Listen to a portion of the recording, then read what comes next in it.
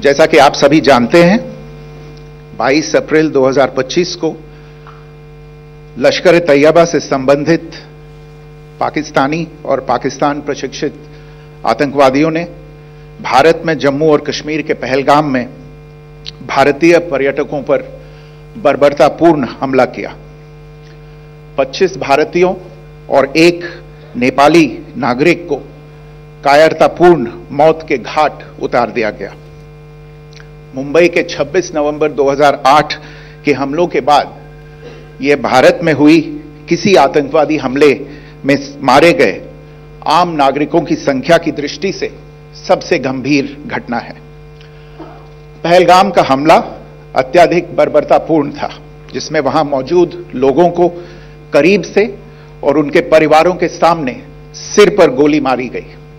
हत्या के इस तरीके से परिवार के सदस्यों को जानबूझकर आघात पहुंचाया गया। साथ ही उन्हें यह नसीहत भी दी गई कि वे वापस जाकर इस संदेश को पहुंचा दें। यह हमला स्पष्ट रूप से जम्मू और कश्मीर में बहाल हो रही सामान्य स्थिति को बाधित करने के उद्देश्य से किया गया था। चूंकि पर्यटन फिर से अर्थव्यवस्था का मुख्य आधार बन रहा था, इस हमले का मुख्य उद्देश्य इसे प्रतिकूल रूप से प्रभावित करना था। पिछले वर्ष आप सभी जानते हैं 2.25 करोड़ से अधिक पर्यटक कश्मीर आए थे।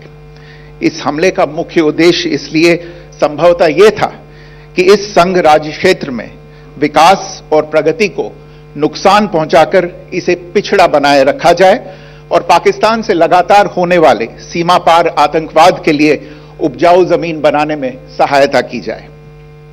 हमले का यह तरीका जम्मू और कश्मीर और शेष राष्ट्र दोनों में सांप्रदायिक दंगे भड़काने के उद्देश्य से भी प्रेरित था। इसका श्रेय सरकार और भारत के सभी नागरिकों को दिया जाना चाहिए कि इन प्रयासों को विफल कर दिया गया। एक समूह ने खुद को रेजिस्टेंस फ्रंट TRF कहते हुए इस हमले की जिम्मेदारी ली है।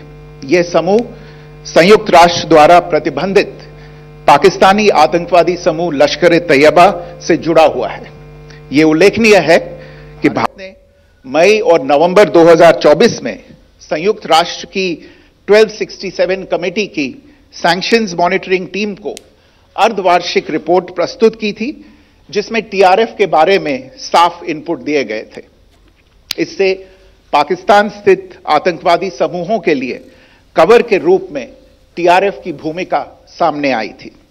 इससे पहले भी दिसंबर 2023 में भारत ने इस टीम को लश्कर तैयबा और जैश ए मोहम्मद के बारे में सूचित किया था, जो TRF जैसे छोटे आतंकवादी समूहों के माध्यम से अपनी गतिविधियों को संचालित कर रहे हैं।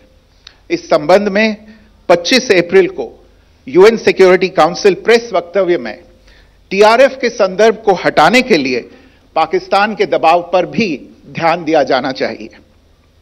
पहलगाम आतंकवादी हमले की जांच से पाकिस्तान के साथ आतंकवादियों के संपर्क उजागर हुए हैं। रेजिस्टेंस फ्रंट द्वारा किए गए दावे और लश्कर तैयबा से ज्ञात सोशल मीडिया हैंडल द्वारा इसको रीपोस्ट किया जाना इसकी पुष्टि करता है। चश्मदीद गवाहों और विभिन्न जांच एजेंसियों को उपलब्ध अन्य सूचनाओं के आधार पर हमलावरों की पहचान भी हुई है। हमारी इंटेलिजेंस ने इस टीम के योजनाकारों और उनके समर्थकों की जानकारी जुटाई है।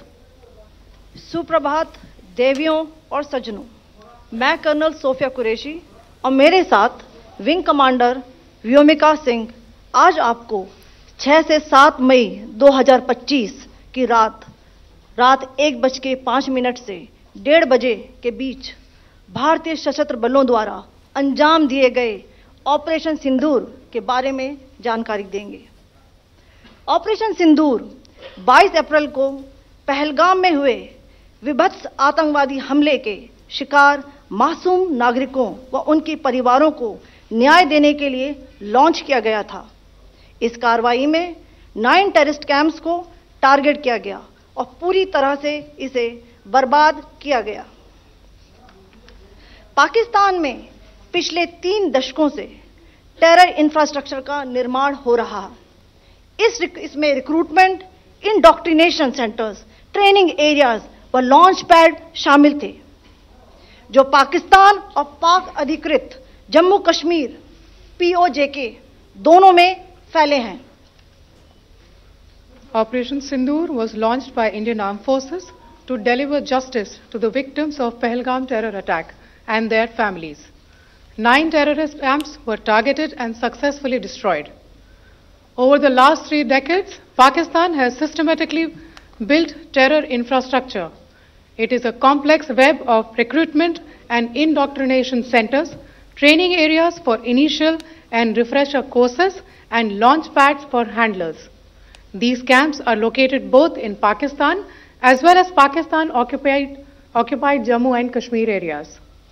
Some of the well-known training camps are located, as you can see on the screen.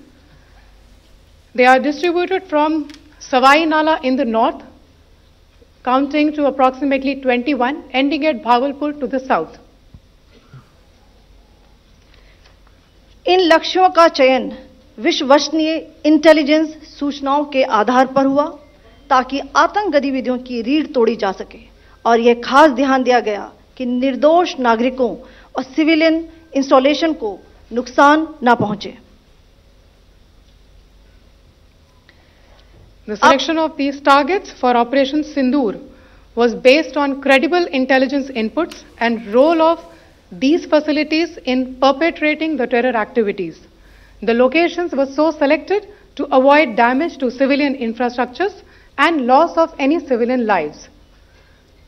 This was done with due diligence, and the camps selected for targeting and their engagement will now be shown to you one by one. POJK के target मैं आपको बताना चाहूंगी। सबसे पहले सवाई नाला camp Muzaffarabad, जो कि POJK के लाइन ऑफ कंट्रोल से 30 किलोमीटर दूर है। यह एक लश्कर तौयबा का ट्रेनिंग सेंटर था। 20 अक्टूबर 2024 सोनमर्ग, 24 अक्टूबर 24 गुलमर्ग, 22 अप्रैल 2025 पहलगाम, इन हमलों के आतंकियों ने यहीं से प्रशिक्षण लिया था। सैयदना बिलाल कैंप मुजफ्फराबाद, यह एक जैश ए मोहम्मद का स्टेजिंग एरिया है। यह हथियार, विस्फोटक और जंगल सर्वाइवल ट्रेनिंग का केंद्र भी था। गुलपुर कैंप कोटली, यह LOC से 30 किलोमीटर दूर था। लश्कर तौयबा का बेस था, जो रजौरी पुंछ में सक्रिय था।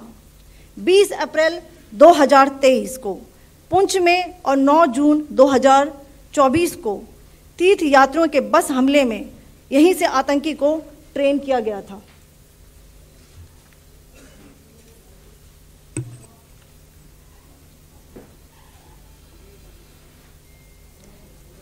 बरनाला कैंप बिम्बर, यह LOC से 9 किलोमीटर दूर है। यहां पर हथियार, हैंडलिंग, IED व जंगल सर्वाइवल का प्रशिक्षण केंद्र था। अब्बास कैंप कोटली,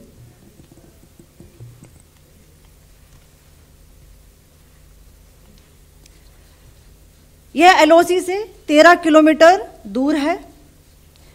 लश्कर तौयबा का फिदाइन यहां तैयार होता था। इसकी कैपेसिटी 15 टेररिस्ट को ट्रेन करने की थी।